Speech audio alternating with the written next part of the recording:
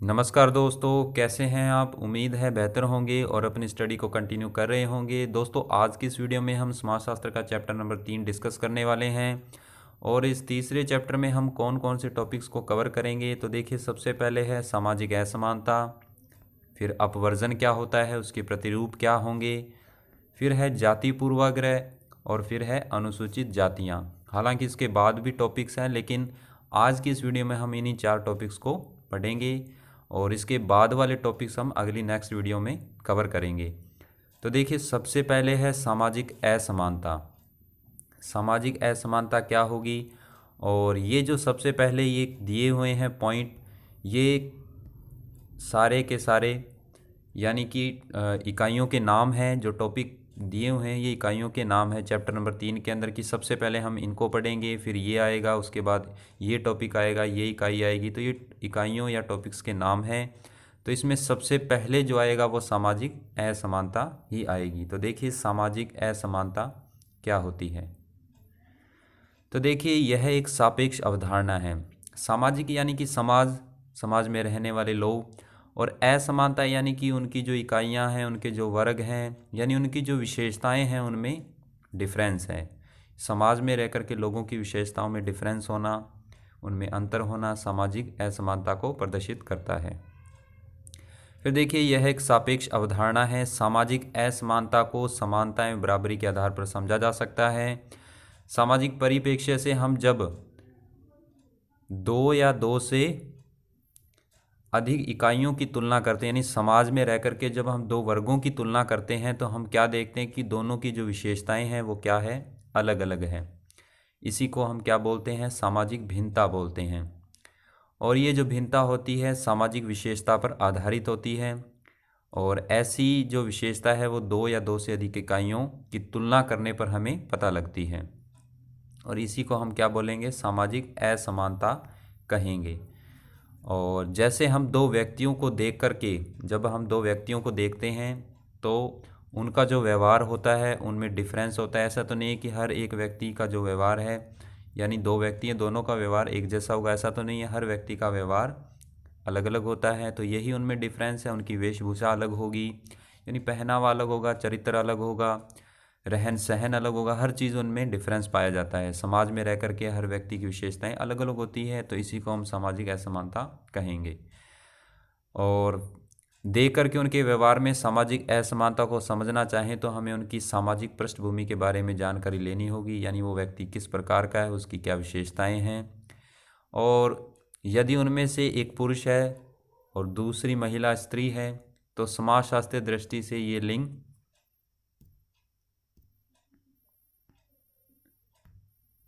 आधारित असमानता है। यानी एक महिला है एक पुरुष है तो दोनों अलग अलग है, तो ये जेंडर आधारित असमानता है। फिर देखिए, इसी प्रकार आवास के आधार पर एक शहर है दूसरा गांव है, तो शहर और गांव दोनों अलग अलग होते हैं। तो दोनों में क्या है, डिफरेंस है। दोनों की विशेषताएं अलग होती है, गांव की विशेषताएं अलग होती है और शहर की विशेषताएं अलग होती है। हालांकि ये जो टॉपिक्स है इसके कुछ पार्ट को हम पहले चैप्टर में पढ़ चुके हैं, वही यानी कि पार्ट्स जो हैं, वही भाग जो हैं इसी चैप्टर के अंदर दोबारा से आ गए हैं। यानी पहले वाले चैप्टर के अंदर जितने भी हमने टॉपिक्स पढ़े हैं तो उसके कुछ पार्ट इसके अंदर शामिल किए गए हैं। इसे हम आवास आधारित असमानता कहेंगे। यानी एक गांव एक शहर रहने का जो ये जरिया है, तो इनमें कौन सी डिफरेंसेस होगी, आवास आधारित। व्यक्तियों में कौन सी होगी, जेंडर आधारित। सामाजिक असमानता के कई आधार हो सकते हैं, यानी कई प्रकार की असमानताएं हो सकती है। जैसे आयु, यानी हर व्यक्ति की आयु अलग अलग हो सकती है, बराबर भी हो सकती है, लेकिन कुछ ना कुछ डिफरेंस तो होगा ही, बिल्कुल बराबर नहीं होगी। वैवाहिक है स्थिति, शिक्षा है, व्यवसाय है, जाति है, धार्मिक मान्यताएं हैं, भाषाएं हैं, परिवार की प्रकृति कैसी है, समाज में उसकी स्थिति कैसी है, और उसके बाद समाज में उसको प्रतिष्ठा मिलती है या नहीं मिलती है, संसाधन उसके पास कैसे हैं, सांस्कृतिक पहचान उसकी कैसी है। तो ये सारी की सारी जो चीज़ें हैं ये एक व्यक्ति को उसकी संस्कृति से, यानी दूसरे व्यक्ति की विशेषताओं से अलग करती है। यानी एक व्यक्ति दूसरे व्यक्ति से अलग है बिल्कुल, और यही इसी को हम असमानता कहेंगे, यानी विशेषताएं दोनों की अलग अलग हैं। इसी आधार पर एक इकाई को दूसरी इकाई से अलग रूप में जाना जाता है, यानी एक इकाई अपना कार्य अलग करती है, दूसरी इकाई अपना कार्य अलग करती है। और उसके बाद हमें यह समझ लेना चाहिए कि जिस किसी भी सामाजिक आधार पर एक इकाई को दूसरी इकाई से भिन्न समझते हैं, वह इकाई एक व्यक्ति हो सकता है, व्यक्तियों का समूह भी हो सकता है। यानी जिसमें हम डिफरेंस देखते हैं एक समाज में, एक गांव में, समाज के अंदर ही गांव शहर आते हैं, तो गांव और शहर में हम डिफरेंस देखते हैं, व्यक्तियों में डिफरेंस देखते हैं, परिवार है, जाति है, या फिर संपूर्ण समुदाय हो सकता है, इनमें हम डिफरेंस पाते हैं। तो ये है यानी कि सामाजिक असमानता, यानी समाज में रह कर के जितनी भी इकाइयां हैं, जितने भी वर्ग हैं, उन सभी की विशेषताएं क्या है, अलग अलग हैं। तो टोटल बात तो यही है कि यही सामाजिक असमानता है। फिर देखिए सामाजिक अपवर्जन। अपवर्जन क्या होता है? अपवर्जन का मतलब होता है छोड़ना, यानी कि त्यागना, किसी चीज़ को त्याग देना। समाज में रह कर के, अब जैसे सामाजिक अपवर्जन है, समाज में रह कर के किसी चीज़ का त्याग करना। तो देखिए इसके बारे में अभी हम डिटेल में पढ़ेंगे। सामाजिक अपवर्जन, सामाजिक असमानता के संदर्भ में एक अन्य अवधारणा सामाजिक अपवर्जन की है। सामाजिक अपवर्जन को हम एक सामाजिक स्थिति, एक प्रक्रिया के रूप में समझ सकते हैं।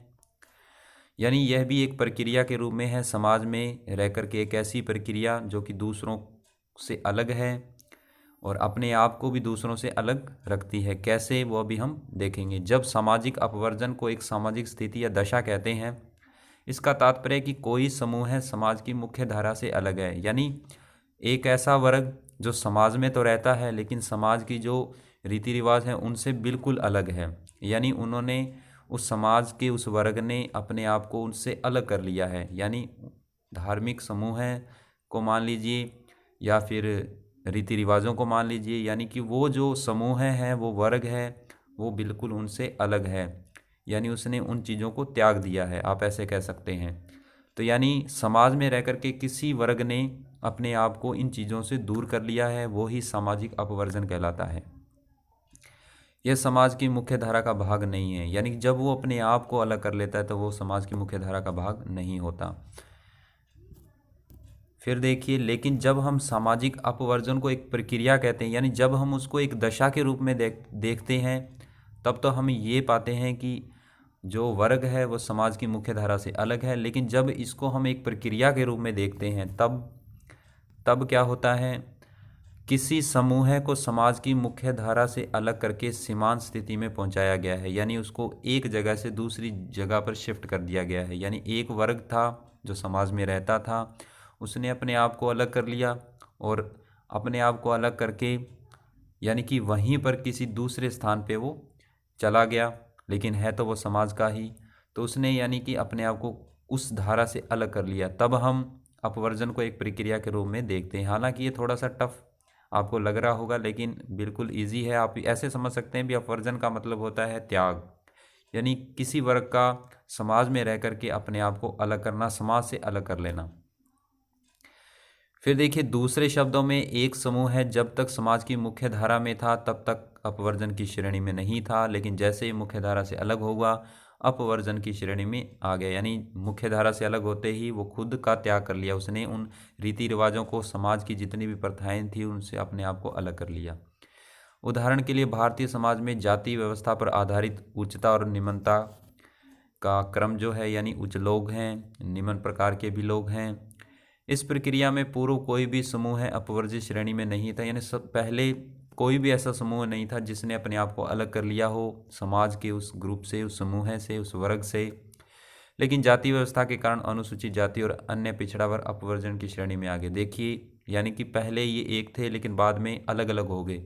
अनुसूचित जाति अलग हो गई, अन्य पिछड़ा वर्ग अलग। यानी ये लोगों का समूह है, पहले इकट्ठा था, फिर इन्होंने अपने आप को अलग कर लिया। हालांकि रहते तो ये समाज में ही है, यानी समाज में ही ये जातियां हैं, लेकिन अपने आप में एक समूह बना लिया कि हम इस समूह के हैं और हम दूसरे समूह में नहीं रहेंगे।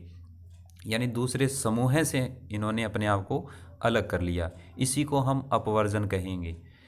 फिर देखिए इस प्रकार की स्थिति क्या होती है। इस प्रकार की स्थिति जनजातीय समुदाय की है, अर्थात कपित्य कारणों से समाज के कुछ वर्ग समाज की मुख्य धारा से अलग अपवर्जित श्रेणी के कहलाने लगे। ऐसे वर्गों की पहचान कैसे हुई?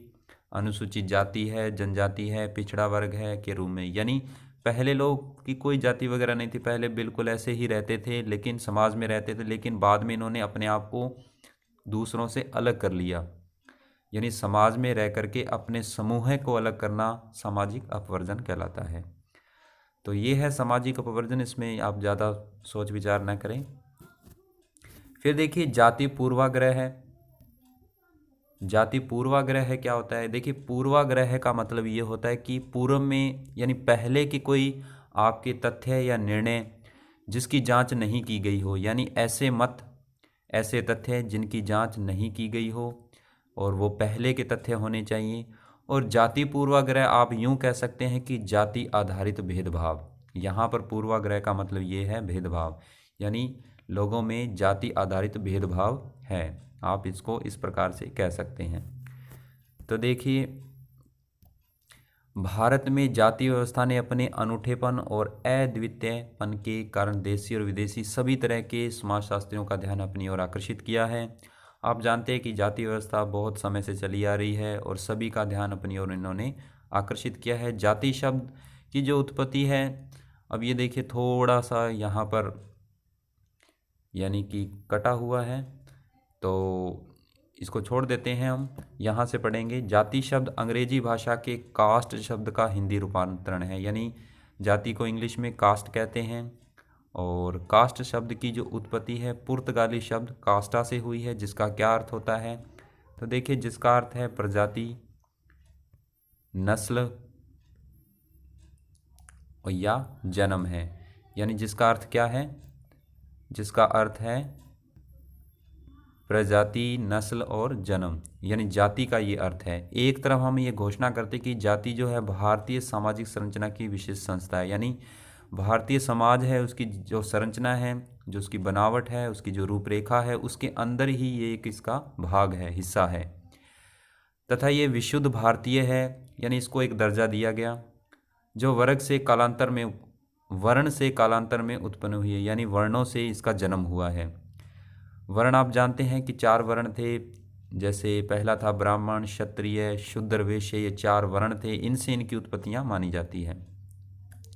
दूसरी तरफ हम इनकी जो उत्पत्ति है वो अंग्रेजी व पुर्तगाली में खोजते हैं। हम ये भी देखते हैं कि इसकी जो उत्पत्ति है वो अंग्रेजी शब्द से हुई है, अंग्रेज़ों के कारण हुई या पुर्तगालियों के कारण इनकी उत्पत्ति हुई, तो यानी अलग अलग मत हैं इनके। और इसके बाद देखिए हम पढ़ते हैं कि जाति शब्द की उत्पत्ति के बारे में हमने अध्याय नंबर 1 में पढ़ा था। हमने जातियां पढ़ी थी, उसके अंदर अनुसूचित जाति है, जनजाति, उसके बारे में हमने पढ़ा था। प्रारंभ में जाति का संबंध मूल स्वभाव और गुणों में रहा था, यानी गुणों से। स्टार्टिंग में जब जाति का जन्म हुआ था तो इसका जो संबंध है किससे रहा था? स्वभाव और गुणों से लगाया जाता था। जैसे मानव का स्वभाव मानवता, पशु का पशुता, और जल का शीतलता, अग्नि का उष्णता, तो ये स्वभाव है, गुण है उसके। गुण उच्च और निम्न होते हैं। आप जानते हैं कि कुछ अच्छे गुण होते हैं, कुछ बुरे गुण होते हैं। गुण स्थूल और सूक्ष्म होते हैं, यानी बहुत विशाल होते हैं और बारीक होते हैं। और उसके बाद स्वाभाविक गुण जो होते हैं, ये आगे फिर इतना जो भाग है ये कटा हुआ है, तो हम इसको छोड़ते हैं। फिर देखिए इसके बाद है कि ऋग्वेद की सूक्त यानी कि 10वें मंडल में क्या कहा गया कि विराट पुरुष के मुख से, यानी मुख से किसका जन्म हुआ? ब्राह्मण का। भुजाओं से क्षत्रिय का जन्म हुआ, और व्यक्ति की जो जांघ थी उससे वेश्यों का जन्म हुआ, और जो पाद है यानी कि पैर हैं उससे शूद्र की उत्पत्ति हुई, पैरों से। यानी यहाँ पाद का मतलब पैर हैं, आप कुछ अलग मत इसका मतलब अर्थ निकालें। इसका अभिप्राय मानव के स्वभाव गुणों से था। जो मानव अपनी आजीविका और समाज की सेवा हेतु मुख का सर्वाधिक उपयोग करे वह ब्राह्मण, यानी अपने जीवन को चलाने के लिए जो व्यक्ति अपने मुँह का उपयोग करता था उसे हम ब्राह्मण कहते थे। यानी जो मंत्र उच्चारण करता था मुंह के द्वारा, जो यानी कि जो लोग पंडित वगैरह थे मुंह से मंत्र उच्चारण किया करते थे, वो ब्राह्मणों की श्रेणी में है। जो राजा जब किसी भी अनुष्ठान को करवाता था तो पुजारियों को बुलाया जाता यानी कि मंत्र उच्चारण के लिए, वो अपने मुख का यूज़ करते थे, यही उनकी आजीविका थी। तो इनको क्या कहा गया? इनको ब्राह्मण कहा गया। और जिनकी भुजाओं में बल होता था, जिसे हम बाहुबल के नाम से जानते थे, बाहुबली के नाम से जानते थे, उसको हम क्षत्रिय कहते थे, जो कि अपनी भुजाओं के बल पे, अपने शरीर के बल पे, अपनी ताकत के बल पे, अपने यानी पौरुष का, अपनी वीरता का प्रदर्शन किया करते थे। उसे हम क्या कहते थे? उसे हम ब्राह्मण कहते थे। ठीक है। फिर देखिए, जो शारीरिक श्रम, व्यवहार, कृषि और कार्यों में समाज हित करे वह वैश्य था। यानी जो परिश्रम करता था, चाहे कौन सा परिश्रम, कोई भी परिश्रम हो सकता है, जैसे व्यापार में, कृषि में, या समाज के जितने भी कल्याणकारी कार्य थे उनमें वो परिश्रम करे, उनमें जो कार्य करता था उसे हम वैश्य कहते थे, और जो सेवा करता था उसे हम शूद्र कहते थे। ठीक है। यानी जिनकी सेवा, यानी जिन राजाओं रानियों की, या जो ये जातियां थी, यानी कि ब्राह्मण है, क्षत्रिय है, या फिर वैश्य है, यानी मुख्य रूप से ब्राह्मण और क्षत्रिय, इनकी भी सेवा किसके द्वारा? शूद्रों के द्वारा की जाती। शूद्र वो थे जो सेवा का कार्य करते थे, यानी अपनी जीविका कैसे चलाते थे? सेवा के माध्यम से। फिर देखिए, समाज में, समाज को स्वच्छ निरोग कौन रखते थे? तो ये किनका कार्य था? ये शूद्रों का ही कार्य था। इनको वर्ण कहा गया। ये 4 वर्ण थे, मैंने पहले भी आपको अभी बताए थे थोड़ी देर पहले। कालांतर में इन्हीं से और अधिक पेशेवर विविधीकरण और उनके स्थायित्व के कारण विभिन्न जातियां अस्तित्व में, यानी इन 4 वर्णों से फिर अनेक जातियों का जन्म हुआ। ठीक है। जाति पूर्वाग्रह मैंने अभी बताया आपको, जाति आधारित भेदभाव, यानी हर जाति की विशेषताएं अलग है, उनमें भेदभाव है। शनै शनै यानी धीरे धीरे स्वभाव और गुण स्थायी होने के कारण योग्यता जन्म में बदल गई, यानी जन्म के आधार पे उनकी योग्यताएं होने लगी। अच्छा, उसके बाद देखिए, D.N. मजूमदार और T.N. मदाम ने in introduction to social anthropologist में जाति को एक बंद वर्ग कहा है। और क्या कहा है? और केतकर ने history of caste in India में क्या कहा है? कि जाति एक सामाजिक समूह होता है, यानी समाज में रहने वाले व्यक्तियों का एक समूह है जाति, जिसकी 2 विशेषताएं हैं। और कौन कौन सी विशेषताएं हैं? नंबर 1 पे है, सदस्यता केवल उन व्यक्तियों तक सीमित है जो सदस्यों से जन्म लेते हैं।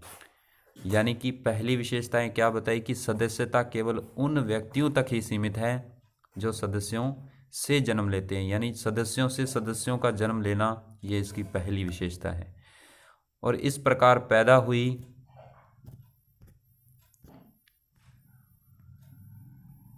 पैदा हुए व्यक्ति इसमें सम्मिलित होते हैं, यानी शामिल होते हैं। और दूसरे नंबर पर, यानी कि इसको आप ऐसे समझ सकते हैं कि व्यक्तियों से व्यक्तियों का आगे बढ़ना, यानी पीढ़ी दर पीढ़ी कह सकते हैं।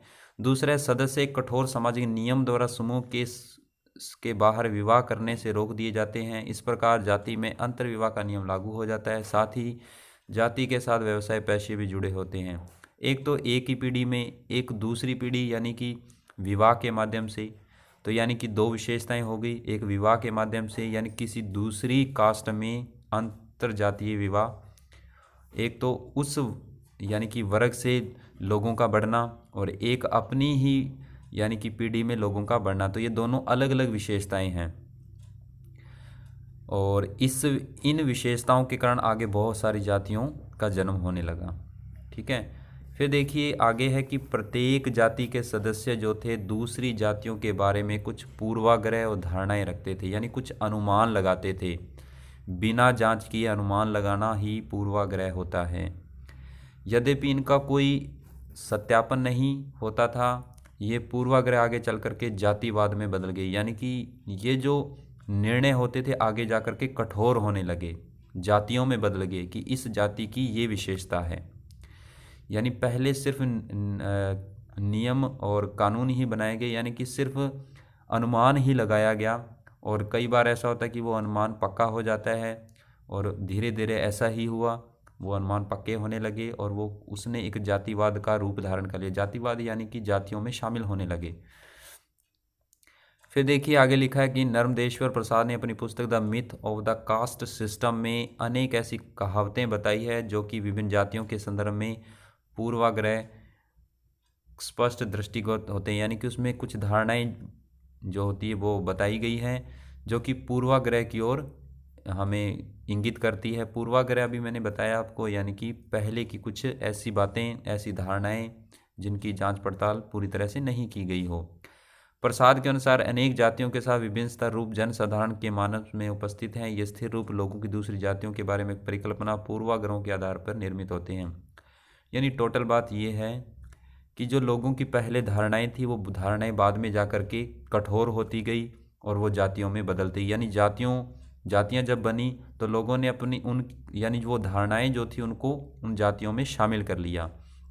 जैसे हम किसी कोई बात बोलते हैं और उसके बाद हम उसी बात पे पक्के हो जाते हैं, हालांकि हम तो वैसे ही बोलते हैं लेकिन बाद में धीरे धीरे वो बात पक्की होने लगती है। तो वैसे ही कुछ धारणाएं थी जो पहले ऐसे अनुमान के तौर पे लगाई गई और बाद में वो धारणाएं कठोर होती गई और उसने जातिवाद का रूप धारण कर लिया था। तो इसके अंदर यही चीज़ें हैं। फिर देखिए कुछ और चीज़ें हैं, जैसे भारतीय सामाजिक इतिहास में जातियाँ एक दूसरे का पूरक पोषक रही है, यानी एक जाति ने दूसरी जाति को बढ़ाया है, यानी उसका पालन पोषण किया है, और अपने स्वार्थों की पूर्ति के लिए एक दूसरे की विरोधी भी रही है। यानी अपना स्वार्थ सिद्ध करने के लिए, अपनी जाति को उच्च बताने के लिए, दूसरी जाति को निम्न बताने के लिए अपना स्वार्थ यही होता है। इसको पूरा करने के लिए वो एक दूसरे की विरोधी रही है और उन्होंने यानी कि अपने आप को बढ़ा चढ़ाकर बताने के लिए पूरा प्रयास भी किया है। लोकतंत्र में संख्या के बल पर महत्वपूर्ण होने के कारण एक जातियों को राजनीतिक दलों द्वारा स्थायी वोट बैंक बनाने के लिए आरक्षण का लाभ प्रदान किया गया। अब देखिए आरक्षण लोगों को मिला, कुछ जातियों को, जैसे अनुसूचित जाति है, जनजाति हैं या अन्य पिछड़ा वर्ग है, सभी को आरक्षण दिया गया, जिससे उनको एक नया रूप मिला, यानी उनको एक महत्व मिला। साथ ही आरक्षित व अनारक्षित एक दूसरे के प्रति घृणा, विद्वेष, संघर्ष की स्थितियां सर्जित हुई। अब अगर एक व्यक्ति को हम यानी कि प्रॉफिट दे रहे हैं तो दूसरे को नुकसान तो होगा ही और वो उससे घृणा भी करेगा। हम मान लो एक व्यक्ति की तारीफ़ कर रहे हैं, दूसरे की तारीफ़ नहीं करें तो उसको ऑब्वियसली बात है भाई थोड़ा जेलसी फील होगी। उसी प्रकार से जब हम एक ही जाति को या एक जाति वर्ग को आरक्षण दिए जा रहे हैं तो दूसरे लोगों पर इसका प्रभाव बुरा असर पड़ेगा, वो उनसे द्वेष, घृणा, ऐसी स्थितियां उत्पन्न हो जाती है।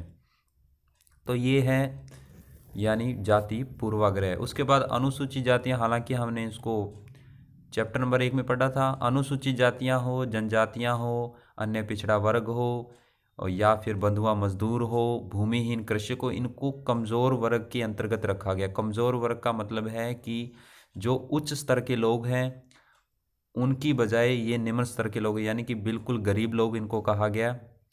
ठीक है, अब देखिए फिर भी हम अनुसूचित जातियों के बारे में कुछ पढ़ेंगे, वही लाइनें हैं वैसे तो देखिए 16.16% अनुसूचित जातियों की आबादी है 2011 की जनगणना के अनुसार। ये अनुसूचित जाति में कौन लोग आते हैं? तो देखिए वे लोग जो सफाई करने, मैला ढोने, यानी सफाई करने, मैला ढोने, चमड़ा साफ करने के काम में लगे हैं, ये सारे अनुसूचित जातियों में आते हैं।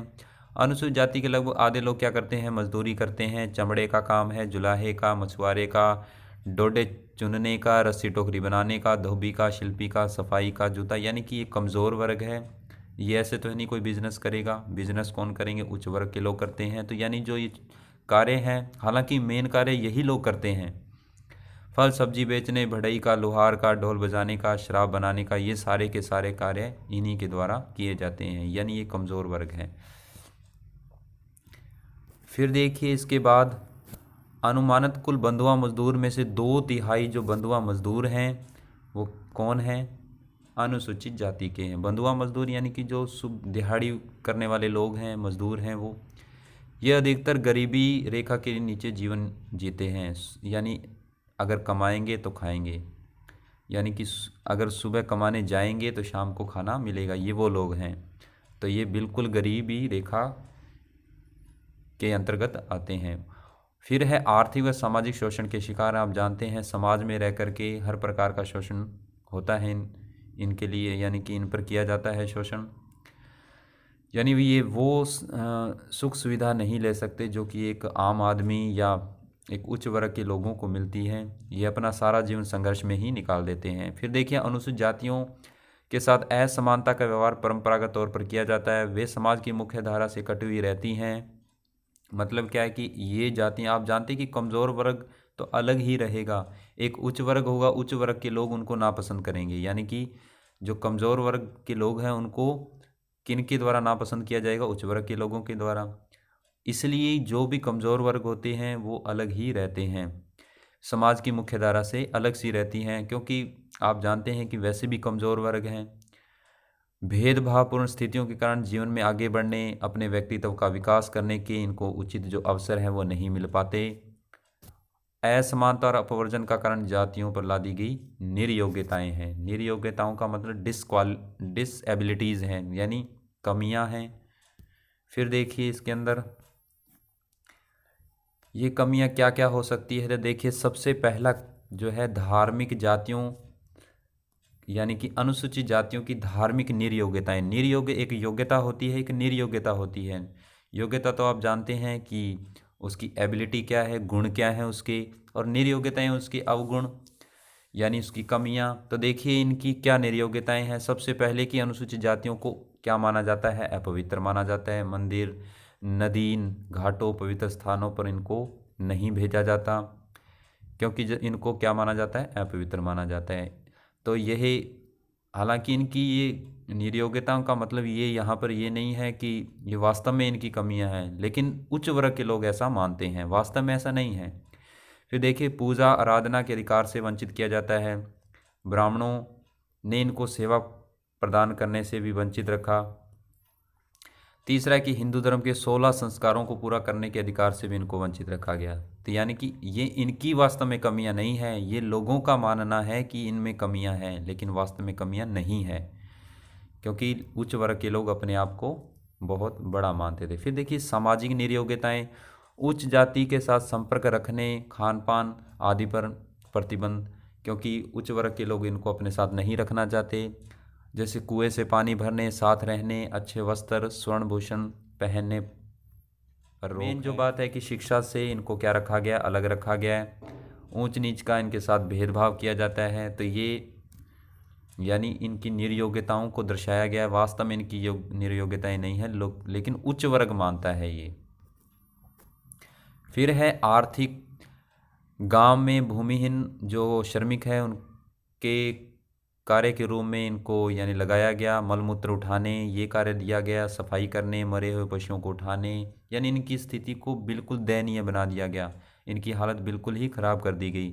चमड़े का कार्य दिया गया, और यानी कि ये ऐसे कार्य इनको मिले।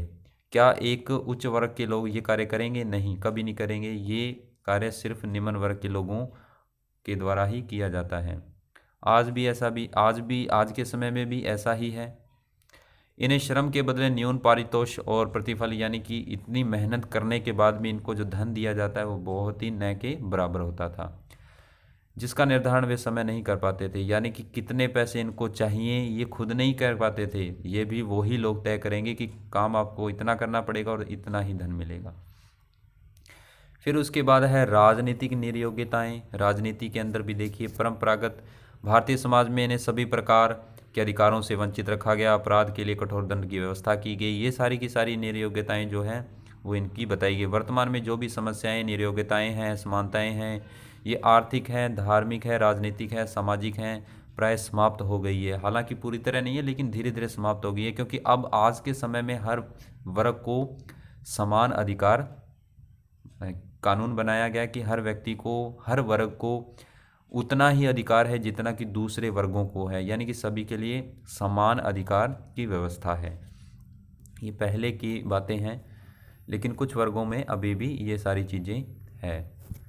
फिर देखिए इसके अंदर कुछ और लाइनें पढ़ लेते हैं। जैसे 21वीं सदी के भारतीय समाज में अनुसूचित जातियों की परिस्थिति में काफ़ी सुधार हुआ। यानी जो अब स्थिति चल रही है 21वीं शताब्दी है, उसके अंदर इन जातियों में काफ़ी सुधार हुआ है। पीढ़ियों को शोषित, प्रताड़ित लोगों के साथ आज भी समय समय पर कुछ अपमानजनक व्यवहार की घटनाएं भारत में विभिन्न भागों में सुनाई देती है। आप जानते हैं कि मैंने कहा कि अभी भी, यानी कि पूरी तरह से ये चीज़ें समाप्त नहीं हुई है, कुछ कुछ जगहों पर अभी भी है। इसका एक प्रमुख कारण है कि अनुसूचित जाति में अपने अधिकारों के प्रति चेतना का उत्पन्न होना भी है। भारत के संविधान की धारा 341 के अंतर्गत भारत सरकार द्वारा प्रत्येक राज्य और राज्य संघ के लिए अनुसूचित जातियों को अधिसूचित किया गया, यानी 341 में इनके बारे में लिखा गया है। तो ये था आज का हमारा, यानी जो हमने टॉपिक ऊपर देखे थे, जैसे सामाजिक असमानता है, अपवर्जन है, और उसके बाद पूर्वाग्रह था और अनुसूचित जातियां था। इसके बाद है राजस्थान की अनुसूचित जातियां और अन्य पिछड़ा वर्ग। इसको हम नेक्स्ट टॉपिक के अंदर कवर करेंगे। तो आज के वीडियो में बस इतना ही। मिलते हैं नेक्स्ट वीडियो लेक्चर में। तब तक के लिए अपना ख्याल रखें, सुरक्षित रहें, इसी उम्मीद के साथ। धन्यवाद।